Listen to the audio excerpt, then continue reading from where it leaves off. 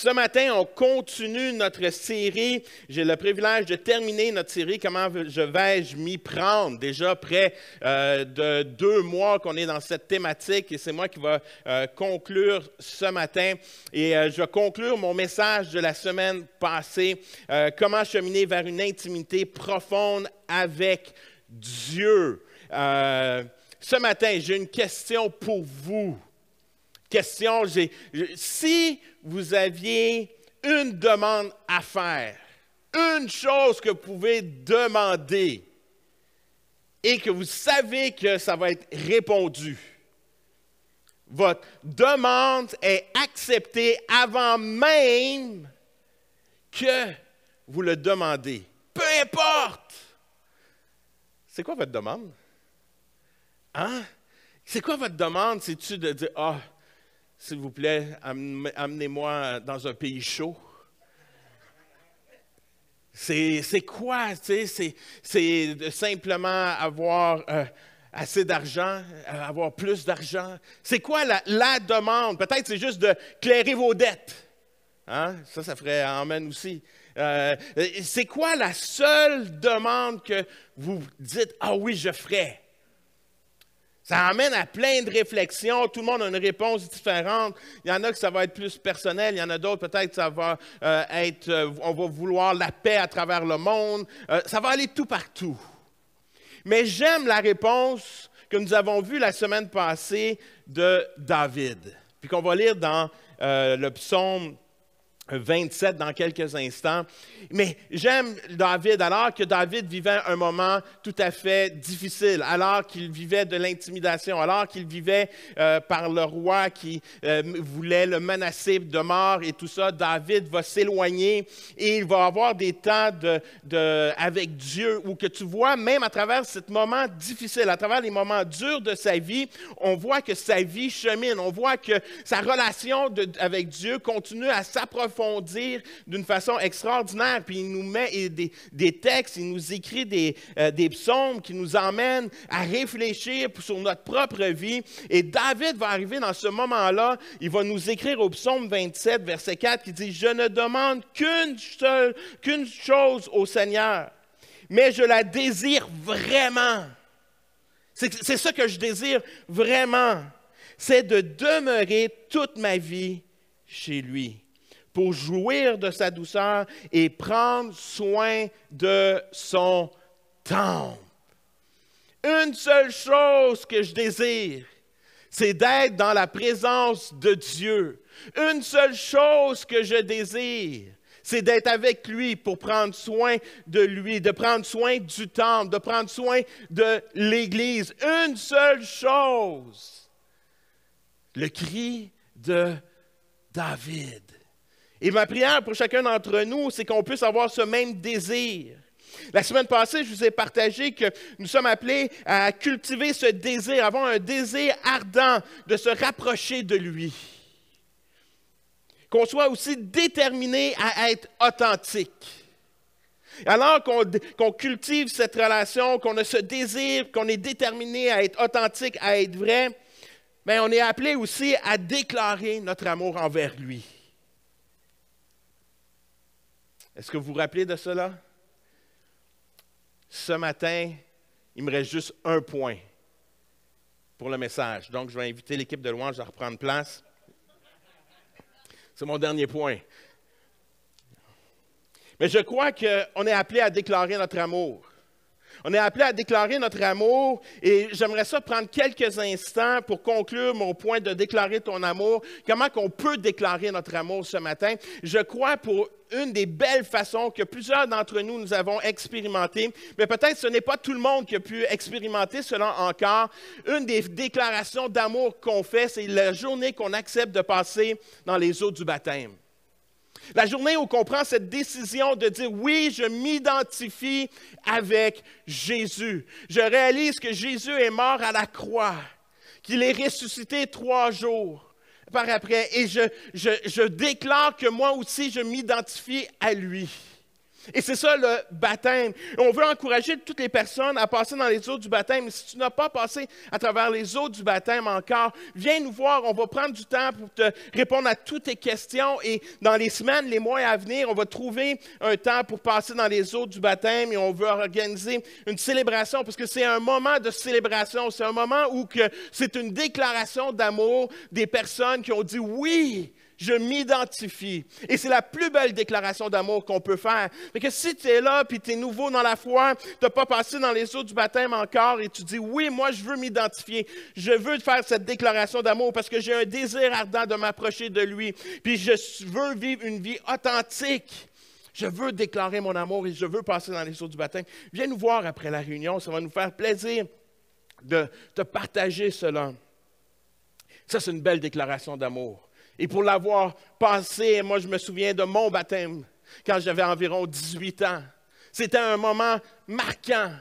C'était un moment marquant dans ma vie. Je me souviens que j'avais passé dans les eaux du baptême et après, j'avais sorti, puis on avait été pour se changer, mais je me sens encore, je me rappelle de la présence de Dieu en ce moment-là.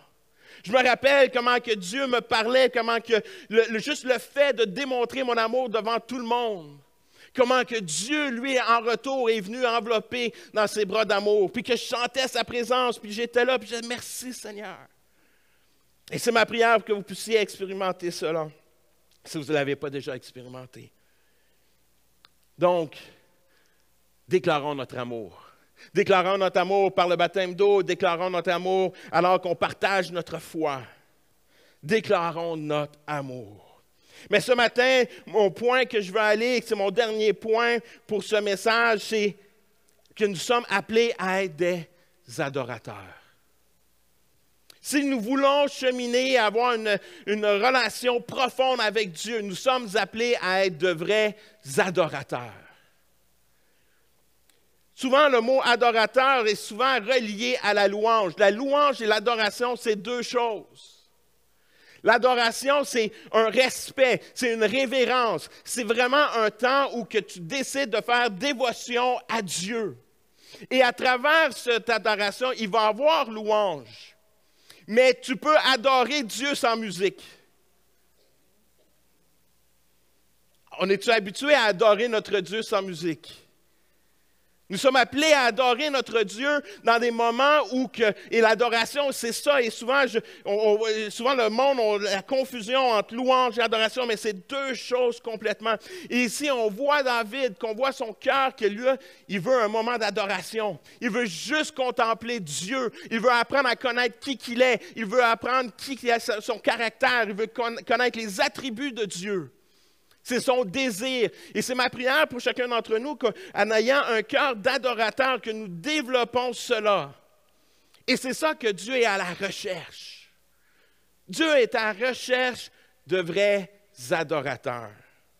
Jean 4, 23 dit « Mais l'heure vient, et elle est même déjà là, où les vrais adorateurs adoreront le Père par l'Esprit qui conduit à la vérité, car ce sont de tels adorateurs que le Père recherche. » Voyez-vous, l'adorateur va simplement adorer Dieu et l'Esprit nous conduit dans la vérité, nous conduit à être authentique et vrai. Voyez-vous comment que tout est interrelié. Alors que je développe cette relation d'adoration et que c'est un élément tellement important pour la vie du croyant d'être un vrai adorateur. J'aime ce que Karl Barth, un théologien suisse, qui va dire « L'adoration chrétienne est une action la plus importante, la plus urgente et la plus glorieuse qui puisse avoir lieu dans la vie humaine. » C'est la chose la plus importante dans notre vie. Ma question pour vous ce matin, pour vous amener à réfléchir, est-ce que votre adoration emmène dans votre vie à faire des décisions différentes? Est-ce que votre adoration, souvent on dit « oui, je suis un adorateur », mais nous ne voulons pas être un adorateur tout simplement qu'on le déclare avec notre bouche. Nous sommes appelés à le mettre en action, en vérité. Ce que je reconnais, quand j'étudie la parole de Dieu, j'ai dit, oui, j'adore mon Dieu et je veux vivre selon la parole de Dieu. Je vais la mettre en pratique. Je mets la parole en pratique. Comment je deviens un adorateur de Dieu? Mais c'est que je prends la parole de Dieu et je la mets en pratique dans ma vie. Donc, ma vie change, mon style de vie change. L'adoration n'est pas une tâche à accomplir. L'adoration est un style de vie. C'est un style de vie, l'adoration. L'adoration est un profond respect, comme j'ai mentionné. C'est une révérence. L'adoration, elle a un impact sur l'ensemble de ma vie. L'adoration a un impact sur mon côté intellectuel, mes pensées, sur mon cœur, sur mes actions, dans la façon que je vais parler.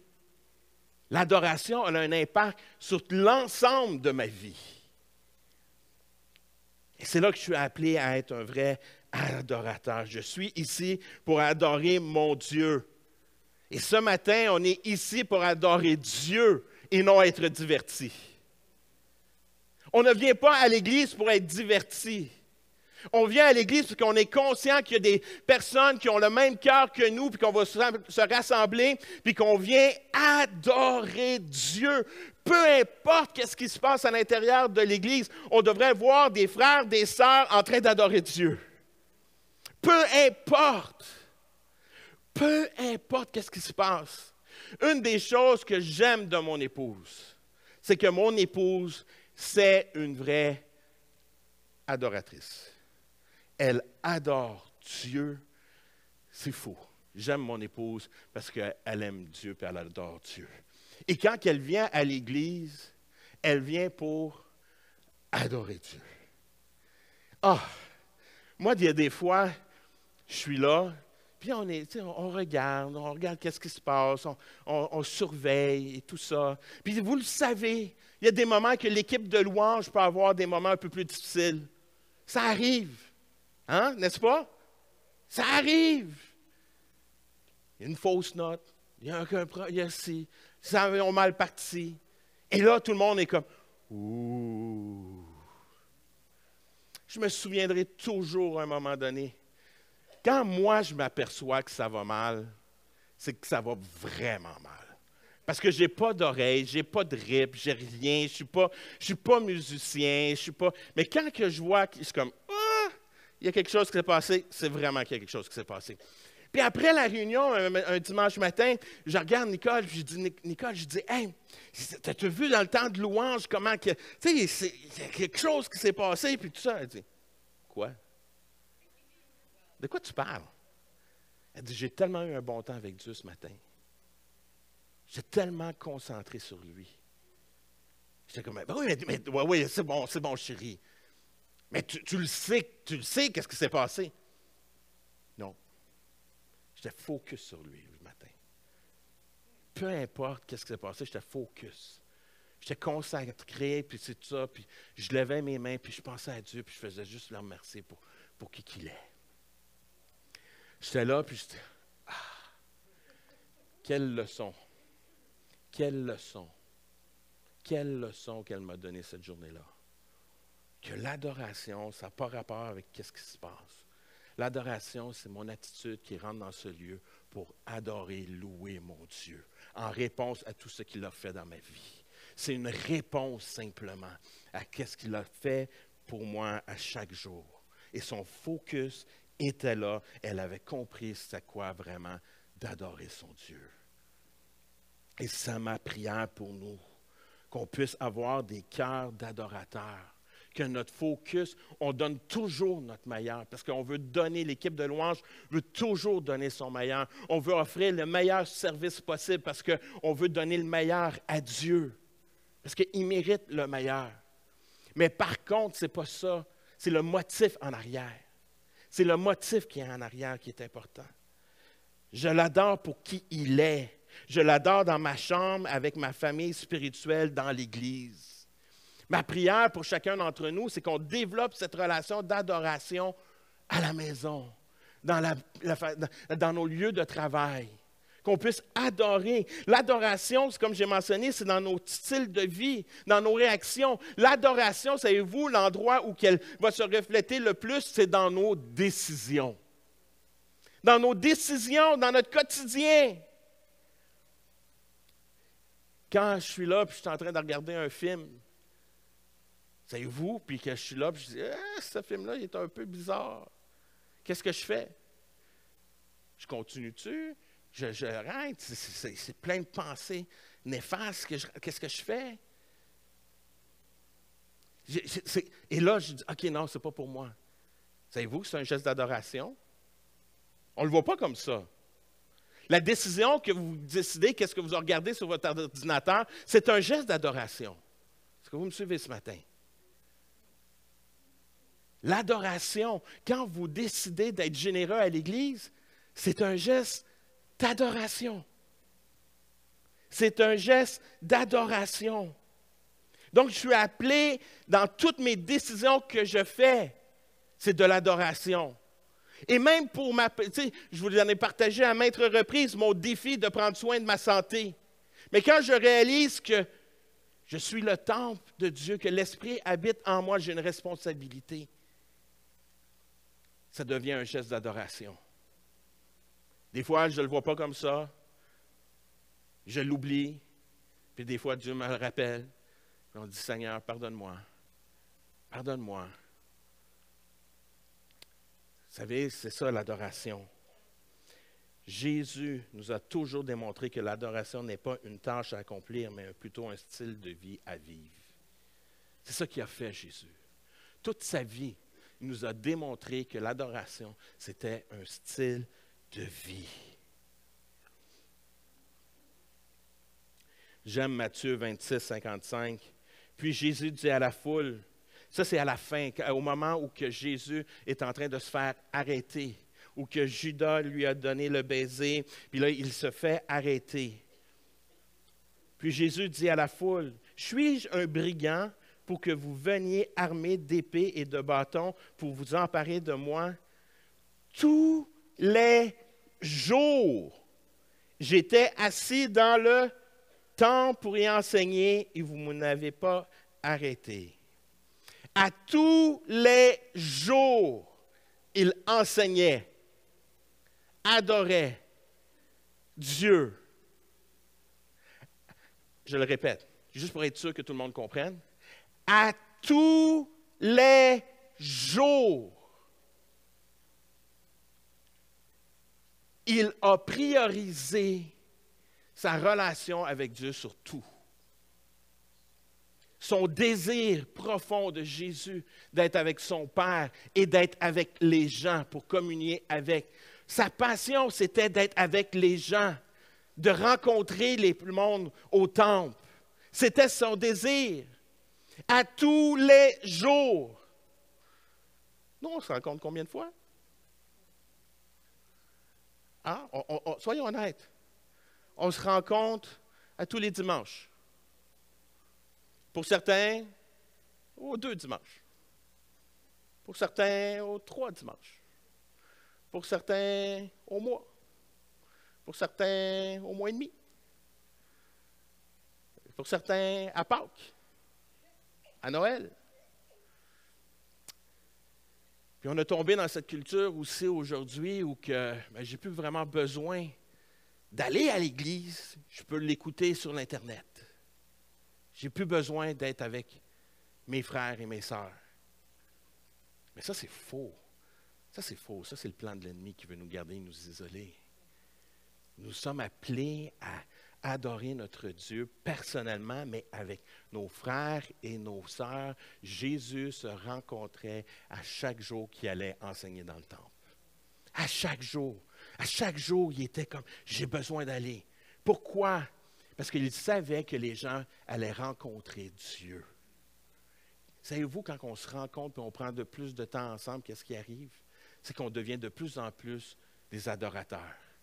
Parce qu'on est là, on adore notre Dieu ensemble, puis on est en train de cultiver notre cœur à devenir des adorateurs, non seulement à la maison, mais aussi avec mes frères et mes sœurs. Quand on a cette pensée de dire non, l'adoration, c'est quelque chose qui se fait à chaque jour de ma vie. À chaque jour. L'adoration est liée à ta motivation, à tes décisions, à ton obéissance, tes pensées, ton attitude, ta gratitude, ta générosité envers ton roi. C'est ça l'adoration. L'adoration est liée à notre motivation. David avait cette motivation. Avait cette motivation. Une seule chose que je désire. Moi, je suis honnête avec vous, je suis authentique avec vous. Je ne suis pas sûr. Je ne suis pas sûr des fois, je ne suis pas sûr si je dirais une seule chose. Il y a des journées, je demanderais d'autres choses. Pour être honnête. Il y a des journées, je suis comme, peut-être d'autres choses. Hein? Seigneur, peux-tu l'éliminer, lui? Ça réglait le problème. Peux-tu faire ci? Tout d'un coup, je ne penserais pas que lui est la solution, parce que moi, j'ai trouvé la solution. Hein? L'adoration, c'est tellement important ce matin. C'est tellement important qu'on puisse le réaliser, que l'adoration va nous amener à développer encore plus notre amour envers lui. Notre adoration se fait dans plusieurs facettes. Elle se fait même à travers la création. Savez-vous, pour moi, un des moments où que j'aime adorer Dieu, c'est quand je me retrouve dans la nature. Pour moi, j'aime aller prendre des marches dans la nature. J'aime, à chaque fois que j'y vais, et dernièrement, je prenais de la photo, et j'aime prendre des photos des oiseaux. J'aime prendre des photos des oiseaux. Je ne le fais pas souvent, mais quand je le fais, j'ai passé des moments extraordinaires. À simplement voir un pic-bois sur un arbre, en train de picosser son arbre, puis à être émerveillé par la création de Dieu. D'être émerveillé, puis de dire, « Hey, cet oiseau-là, Dieu, il fournit la nourriture.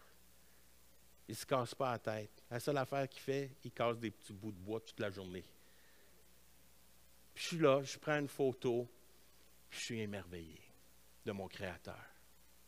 Je suis émerveillé par la création.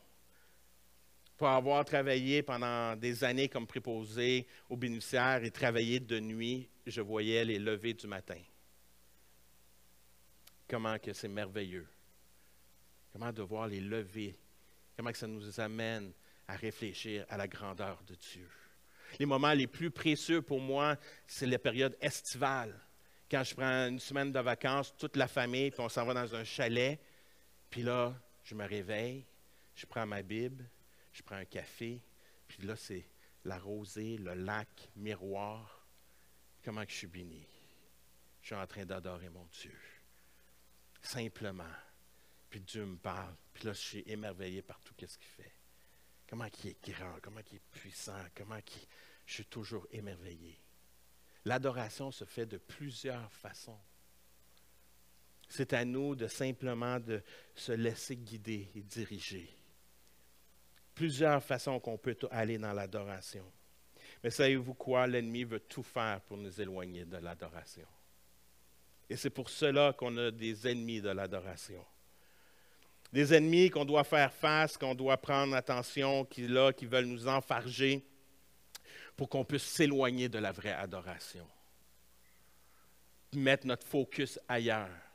Que ce ne soit pas notre seul désir comme David.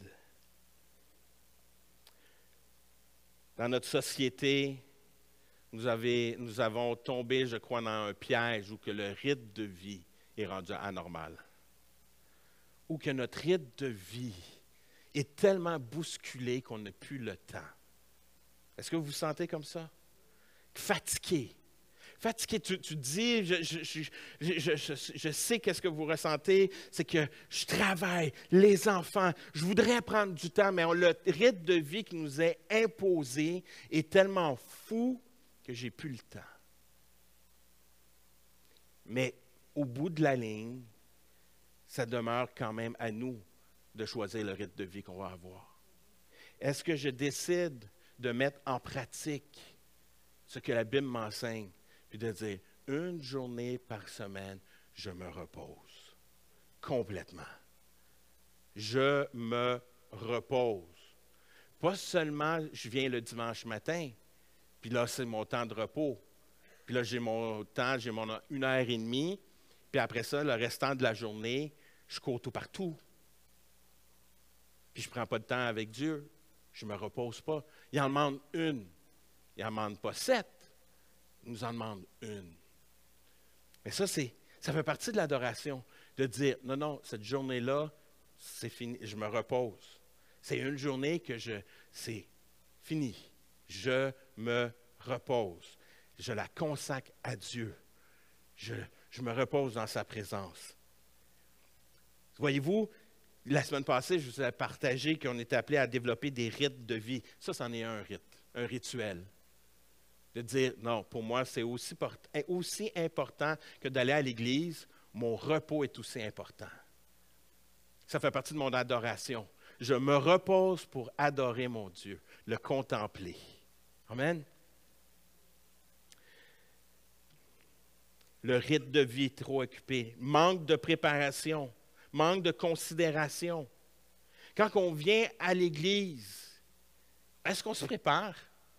Quand on vient, où on est, je le sais, j'ai eu 3 enfants, hein, c'est rendu des adultes, mais je vous comprends.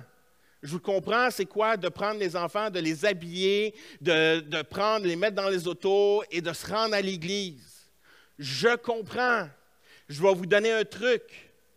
Prenez un 5 minutes de prière avant, ça va vous donner assez de patience pour vous rendre à l'Église.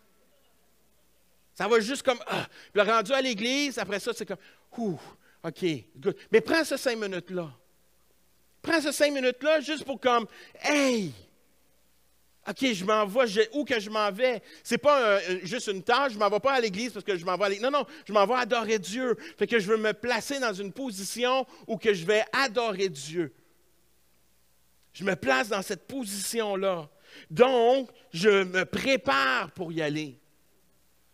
Ce matin, c'est juste des petits gestes. Je vous parle de mon épouse encore. Ce matin, quand je suis rentré, Alain vient me voir à l'entrée et dit « Eh où Nicole? » J'ai dit « Elle n'a pas fini. » J'ai dit « Quoi, elle n'a pas fini? » Elle n'a pas fini de faire son temps de lecture dans l'auto. Elle prend son temps de lecture, le temps que... On ne parle pas, c'est plate. De Deux-Montagnes à Saint-Jérôme, c'est plate dans l'auto. J'écoute de la louange puis ma femme lit.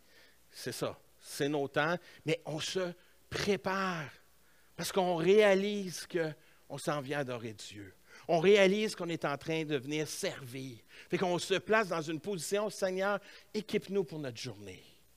Donne-nous qu'est-ce qu'on a de besoin pour passer à travers cette journée-là. Des petits gestes, rien de grand, mais ce qui fait la différence. Qui fait la différence. La connaissance. Des fois, on n'a pas la connaissance qui fait qu'on ne va pas dans l'adoration. Mais il faut apprendre le temps à développer notre relation, à apprendre à connaître Dieu. Des fois, l'ennemi arrive et nous joue avec nous à cause qu'on ne prend pas le temps d'apprendre la parole de Dieu. Puis à cause de cela, ça nous emmène à avoir de la difficulté à adorer. Mais plus que j'apprends à connaître Dieu, plus que j'apprends à étudier la parole de Dieu, que j'apprends à connaître le caractère de Dieu, que je découvre tout ce qu'il a fait, qu'est-ce qui se produit? Parce que j'ai une plus grande connaissance de qui qu'il est. Et mon adoration peut aller encore plus loin. Donc, si l'ennemi veut m'enlever mon adoration, bien, c'est qu'il va faire que je ne prendrai pas de temps dans la parole de Dieu. L'ennemi de l'adoration aussi, c'est que trop souvent, on est centré sur soi-même au lieu d'être centré sur lui. Souvent, on vient dans l'Église parce que je viens offrir, et c'est parfait, on vient offrir nos fardeaux, c'est parfait. Mais le but principal, c'est notre Père qui est aux cieux. C'est notre Père qui est aux cieux. Je reconnais qui est mon Dieu. Je reconnais qui il est. À la fin, donne-nous notre pain quotidien. Mais au départ, c'est je reconnais qui est mon Dieu. Notre Père, toi qui es aux cieux, toi qui règnes, que ton règne vienne, que ta volonté soit faite. Voyez-vous, je reconnais dès le départ qui est Dieu. Ma prière n'est pas centrée sur moi, mais ma prière est centrée sur lui et d'avoir ce désir de vouloir le connaître encore plus, de développer une relation d'intimité encore plus. Fait que arrêtons d'être centrés sur soi. Des fois, j'entends des gens dire « Ah, Dieu n'a pas répondu à ma prière, c'est pour ça que je me suis éloigné. » Fait que tu vas juste dans la prière pour tes besoins et non le découvrir, peut-être c'est pour ça qu'il a arrêté de te répondre. Parce qu'il veut que tu apprennes à le connaître, qui qu'il est, puis dans son amour, dans sa grâce. Il veut que tu le découvres lui, pas juste pour qu'est-ce qu'il peut te faire, mais apprendre à connaître qui il est. Je crois que nous sommes appelés à être centrés sur lui et non simplement sur nous. Il sait tous mes besoins. Il veut qu'on lui demande. On est appelé à demander, à dire nos besoins. Mais ce n'est pas ma priorité dans ma prière. La prière de David, c'était « Je vais être dans ta présence, contempler qui tu es. » Puis je sais que le restant, tu vas t'en occuper. Je sais que tu vas t'en occuper. Les distractions, c'est l'ennemi de la... Oh, aujourd'hui, on est tellement distrait. Ça me parle pour moi. Moi, je suis facile à être distrait. Ça ne prend pas grand temps. C'est comme, je ne suis pas diagnostiqué TDA, tout ça. Mais des fois, je pense que ça ne me prend pas grand-chose. Comme je vous dis, j'aime les oiseaux. Fait qu'il y a un oiseau qui passe devant ma fenêtre. Puis je suis comme, oh! Puis tout d'un coup, pendant 15 minutes, je ne suis plus là. Tu sais, je suis comme... et un jour, si vous faites un zoom avec moi présentement, mon arrière-scène, c'est marqué « Focus ». Alors, il y a des personnes qui ont eu des zooms avec moi et ils rient parce que c'est ça, c'est « Focus ». Le focus, c'est pour moi, pour me rappeler que je dois garder le focus. Parce que la distraction, c'est tellement vite. On est tellement distrait. Et surtout dans notre société d'aujourd'hui, il y a tellement de choses qui nous distraient. Les mauvaises expériences aussi. On a des mauvaises expériences, fait que je m'éloigne de Dieu, je m'éloigne de l'Église, j'ai des mauvaises expériences avec les gens, je m'éloigne. Tout ça pour nous enlever notre adoration, tout ça pour nous enlever notre intimité avec lui. Il faut que notre adoration devienne une pratique quotidienne, une habitude ancrée dans ta vie. Il faut que ce soit quelque chose, c'est un fondement.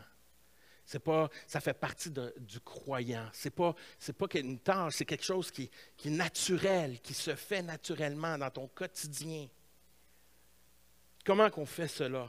Je vous ai parlé des ennemis, mais comment qu'on fait cela? Comment qu'on fait pour devenir de plus en plus intime et d'être des adorateurs? Mais ça commence en prenant des décisions. Je décide de l'adorer de façon personnelle à l'Église et cela, c'est non négociable. Ça fait partie de qui je suis. Ça fait partie, c'est des décisions qui vont faire que aujourd'hui, je prends ces temps, je prends des moments de dévotion. Ces moments de dévotion sont mis dans l'agenda. Moi, je vous mets au défi de prendre votre agenda et de regarder si votre agenda, vraiment, vous pouvez dire, « Ah oui, je vois que je suis en train d'adorer Dieu. » Est-ce que mon agenda fait que, oui, le matin, je fais mon temps de dévotion, oui, je fais ci, oui, est-ce que mon agenda transpire Jésus?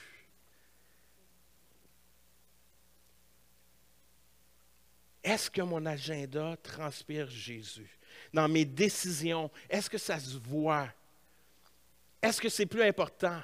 Est-ce qu'on est capable de dire non à certaines choses pour dire oui à Dieu? Hein? Shadrach, Meshach, Abednego. Vous connaissez l'histoire de la fournaise ardente? Tout le monde se fait dire, vous allez adorer Nebuchadnezzar à tel moment. Et il y en a 3 qui disent, non, non, nous, ça ne nous tente pas. On va vous mettre dans une fournaise ardente. OK, ça ne me dérange pas. Ils ont été capables de dire non pour être de vrais adorateurs. L'adoration, des fois, nous emmène à vivre des sacrifices. Dire, je refuse cela. Puis il y a des fois, on est demandé à dire oui. Et des fois, le oui, ça va être un sacrifice. Un autre geste d'adoration, Abraham, Isaac. Abraham, il était prêt à donner son fils. Ça, c'est de l'adoration. Il n'y avait pas de musique, hein? Il n'y avait pas de musique dans ce moment. C'était juste comme, oui, je suis prête à donner. Parce que je sais que même si j'enlève la vie, tu peux y redonner. C'est la foi qu'il y avait d'Abraham. La foi. Mais Abraham était prêt à tout donner, dire, oui, je te donne tout pour toi parce que tu es le seul.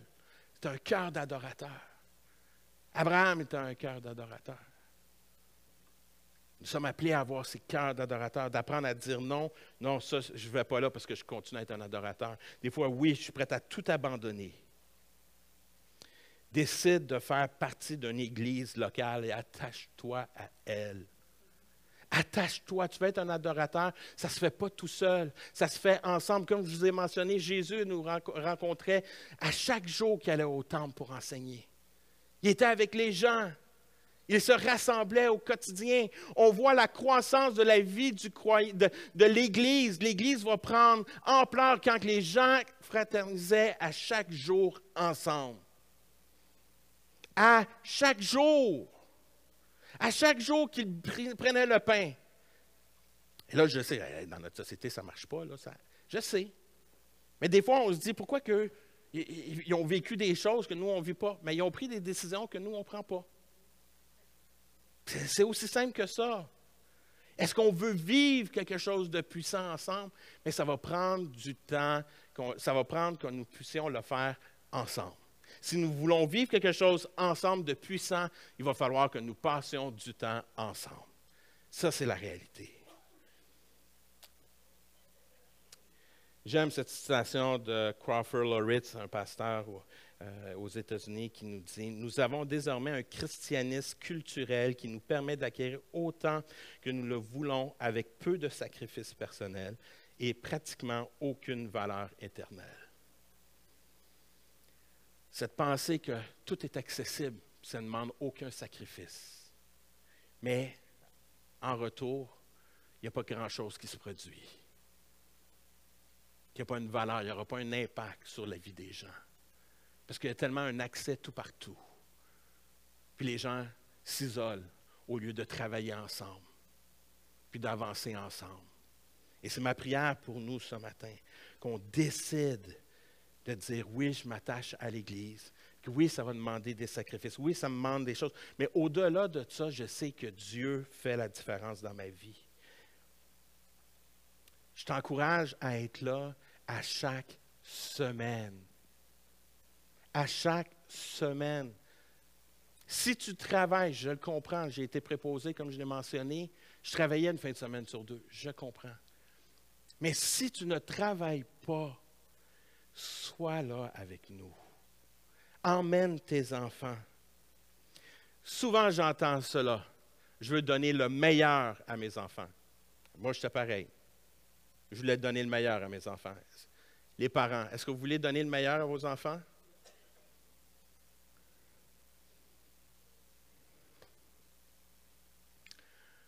Pourquoi c'est si dur d'amener nos enfants à l'Église? Pourtant, c'est le meilleur qu'on veut leur donner. C'est le meilleur qu'on veut leur donner. On investit des sommes. Certains d'entre vous, vous pouvez investir des sommes énormes pour leurs activités, pour l'école. Vous allez déverser des sommes incroyables.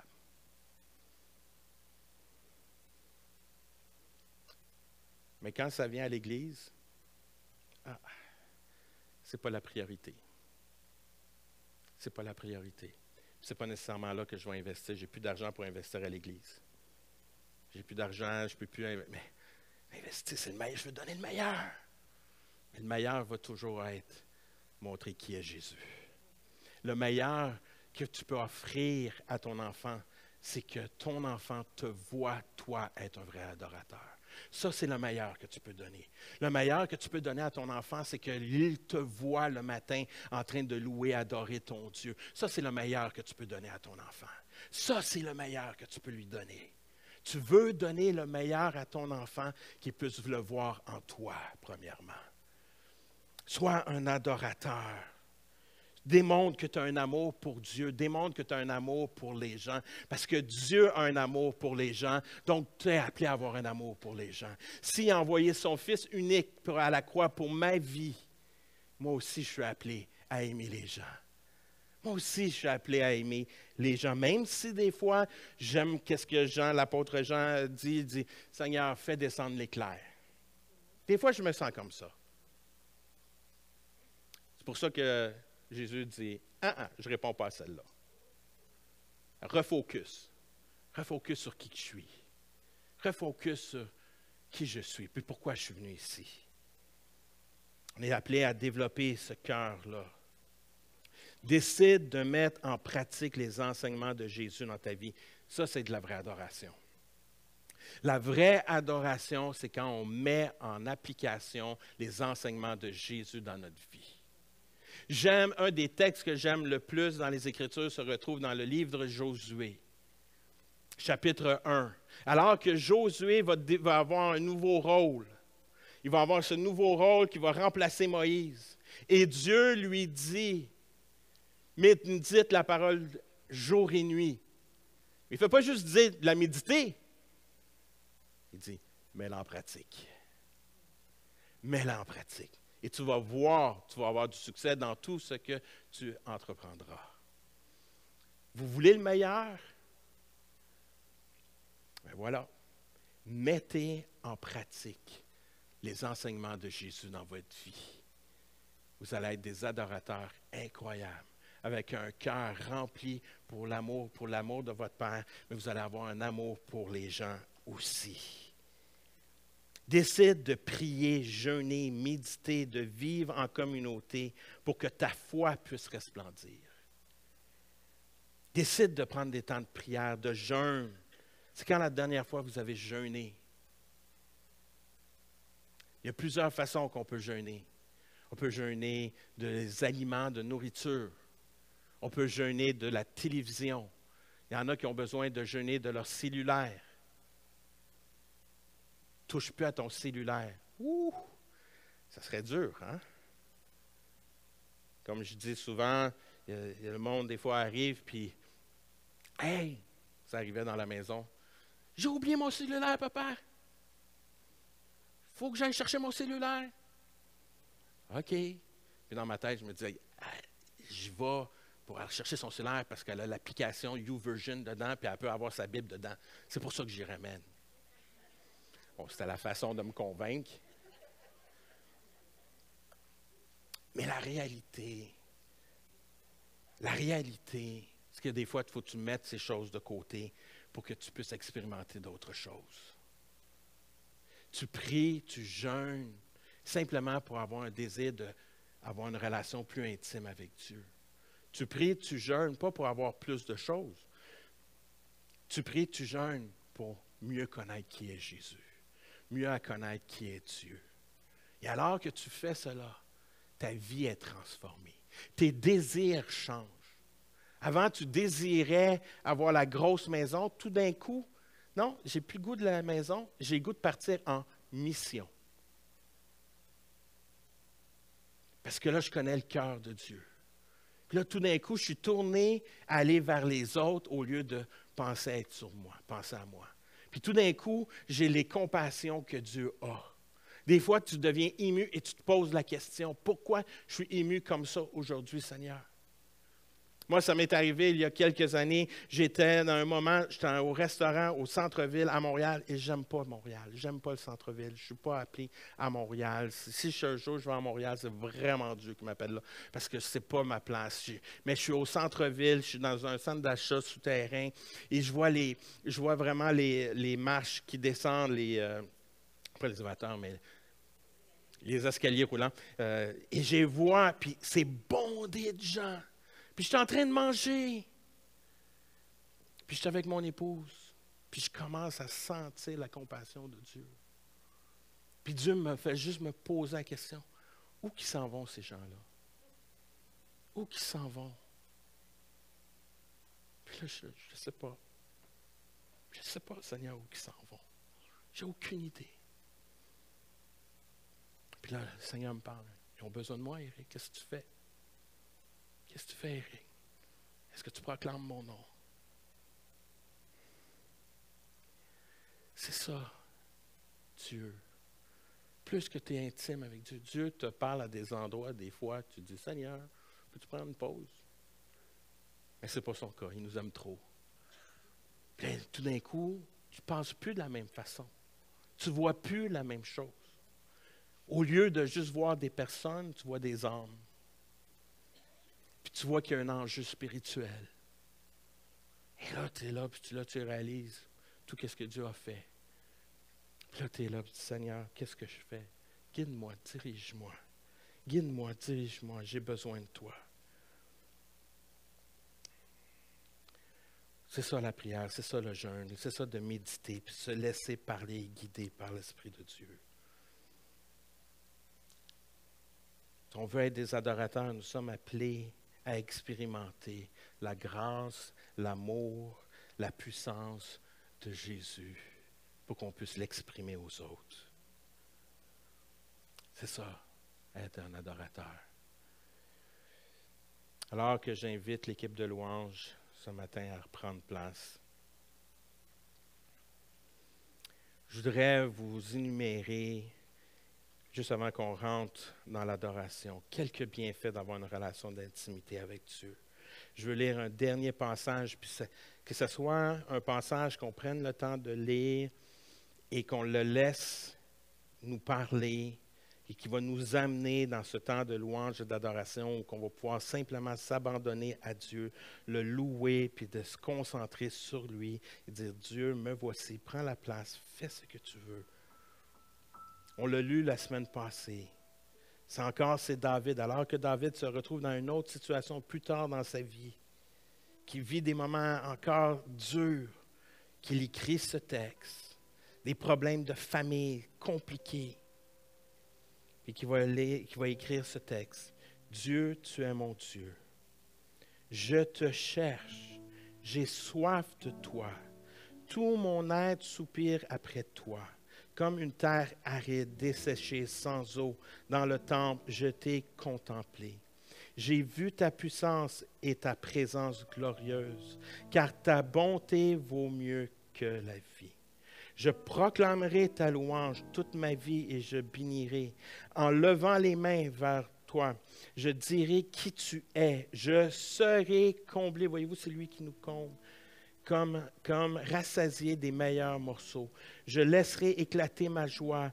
Je t'acclamerai. Quand je suis couché, je me souviens de toi. Pendant les heures de la nuit, je pense à toi.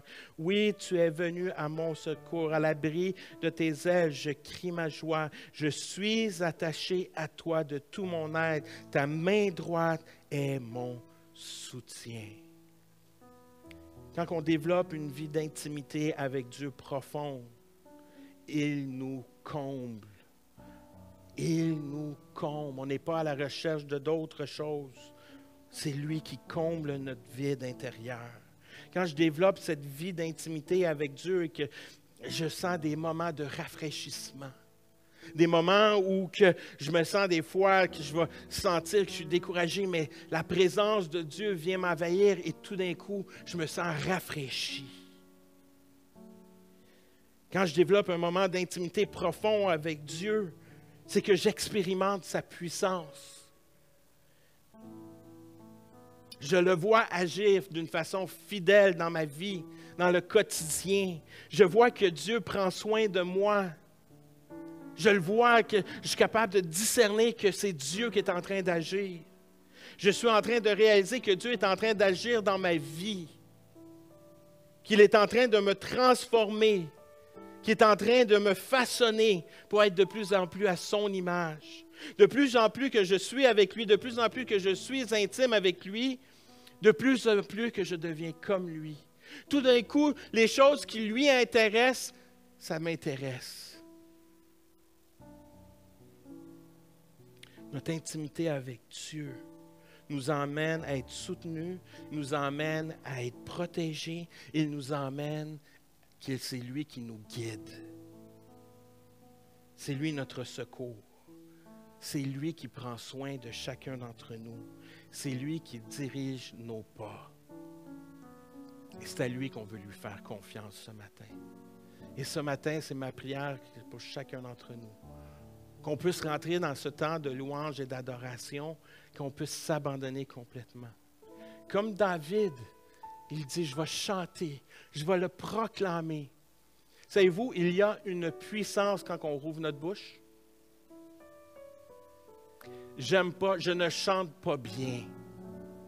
Je ne chante pas bien, mais je chante.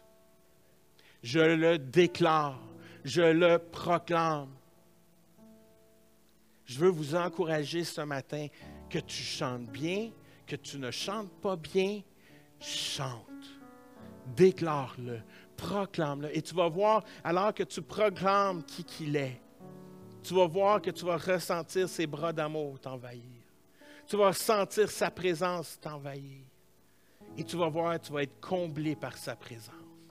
Et tout d'un coup, tu vas dire, je n'ai pas le goût de partir, parce que c'est trop bon. C'est trop bon dans la présence de Dieu. Vendredi, alors qu'on était dans notre soirée de louange, il n'y avait pas grand monde qui voulait partir. Pourquoi? Parce que simplement, on était comblés d'être dans la présence de Dieu. Mais savez-vous quoi? Pas à cause que vendredi qu'on ne peut pas l'avoir ici ce matin. C'est à nous d'élever nos voix, de chanter, d'adorer, de s'abandonner complètement. Et Dieu est présent aujourd'hui. Il est éternellement.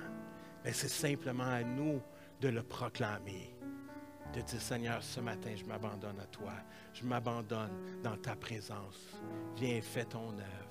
Alors que je vous demande de vous tenir debout, que nous allons commencer à le louer, à adorer, l'équipe de louange va nous guider ce matin, puis qu'on puisse simplement s'abandonner à lui ce matin, qu'on puisse lui laisser la place, qu'il puisse être glorifié ce matin. Ce matin, nous voulons simplement te glorifier, toi, Dieu.